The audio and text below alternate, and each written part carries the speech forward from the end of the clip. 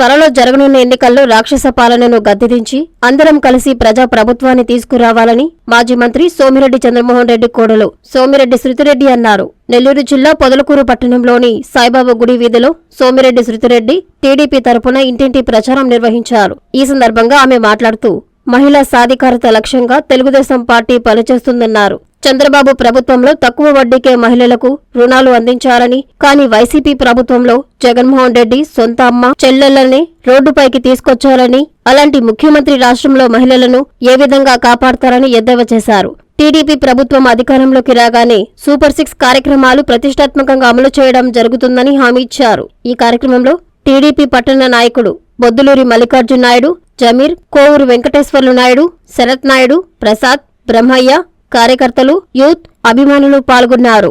ఈ రోజు పొదలకూరులో నా 4వ రోజు ప్రచారం చేస్తున్నాను. ఇక్కడ స్పందన అద్భుతంగా ఉంది. ఈ రోజు నేను మహిళలతో డైరెక్ట్గా మాట్లాడాలనుకుంటున్నాను. మహిళలందరికీ నేను చెప్పేది ఒకటే, చంద్రబాబు నాయుడు ప్రభుత్వం తెలుగుదేశం పార్టీ మొదటి నుంచి మన మహిళలకు ఎంతో ప్రాధాన్యత ఇచ్చిన పార్టీ అది. మీ అందరికీ తెలుసు, ఫస్ట్ 2 రూపాయల బియ్యం కానీ మన ఆస్తుల్లో సమాన హక్కు కానీ ఎన్టీ రామారావు మొదలుపెట్టారు. దాని తర్వాత మద్య నిషేధం చేశారు. ఆ మద్య నిషేధం అవన్నీ చేసి మన మహిళల్ని కాపాడుకున్నారు ఎన్టీ రామారావు. దాని తర్వాత బాబు గారు వచ్చి ఎన్నో పొదుపు సొసైటీలో తలెత్తుకునేలాగా చేసిన గొప్ప వ్యక్తి చంద్రబాబు నాయుడు గారు. రుణాలు తక్కువ వడ్డీతో రుణాలు ఇప్పించి వాళ్ళని ఆదుకున్న గొప్ప మనిషి. కానీ జగన్మోహన్ రెడ్డి గారి సొంత అమ్మ తోటపుట్టోళ్ళనే రోడ్ మీద పడేశారు. ఈరోజు వాళ్ళు న్యాయం కోసం పోరాడుతున్నారు. మీ అందరికీ తెలుసు షర్మిలమ్మ గురించి, అందరి గురించి. నేను ఈరోజు ఒకటి అడుగుతున్నా, మహిళలందరికీ చెప్తున్నాను, ఇక్కడ మద్యం నిషేధం చేస్తానని చెప్పారు జగన్మోహన్ రెడ్డి గారు, ఆయన హామీ ఇచ్చారు. కానీ మద్యం నిషేధం చేయలేదు. క్వాలిటీ తగ్గించి ధరలు పెంచేసి అనారోగ్యాలకి పాల్పడుతున్నారు. అదే ఇంకొక మారు సుధాకర్ రెడ్డి ఆయన ఇంట్లోనే డంపు దొరికింది. అది 5,000 బాటిళ్ళు పైన. అదంతా చీప్ లిక్కర్. ఎవరు తాగకండి, జాగ్రత్త పడండి, ఒకసారి చూసుకోండి తాగే ముందు. ఇంకొక విషయం చెప్తున్నాను, ఇట్లాంటి అరాచకాలు అంతా ఇంత కాదమ్మా. అరాచకాలు ఏ స్థాయిలో అంటే, నేను ఈరోజు మీ అందరికీ మేరీ కథ చెప్పబోతున్నాను. మేరీని 385 ఆ పట్టా నంబరు, 385 పట్టా నంబరు.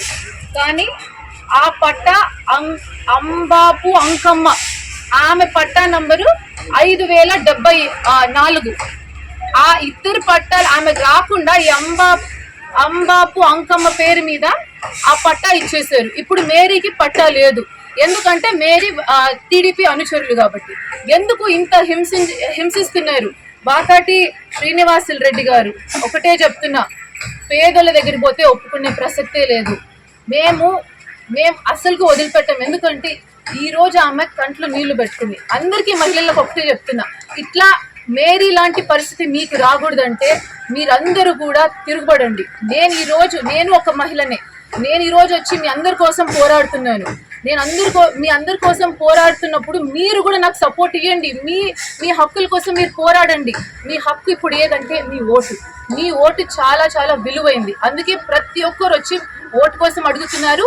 ఇదే మీ సమయము.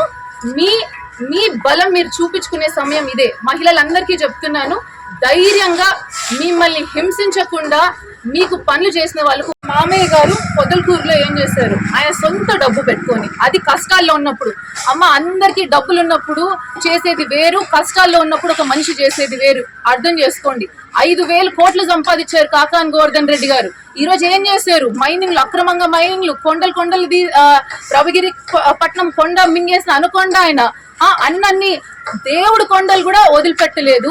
అక్కడ వరదాపురంలో మైను అంత మింగేసి ప్రజలు ఇంత మోసం, ప్రభుత్వ సొమ్ము తినేశాడు. పర్మిట్లు లేకుండా మైనింగ్ చేసిన పెద్ద మనిషి ఆయన. అట్లాంటి మనిషి మేళ మీకు సోమిరెడ్డి గారి మేళ? డబ్బులే అసలు ఆయన సంపాదించుకోకుండా ఆయన సొంత డబ్బు ప్రతిపక్షంలో పెట్టి మీ అందరి కోసం చేశారు. చెప్తాను ఏమేం చేశారు. Water pipe line repair work చేశారు.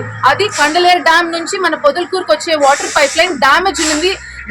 దాన్ని రిపేర్లు చేయించి ఎండాకాలంలో వాటర్ సప్లై మీ అందరికీ ఉండేటట్లు చేసిన గొప్ప వ్యక్తి.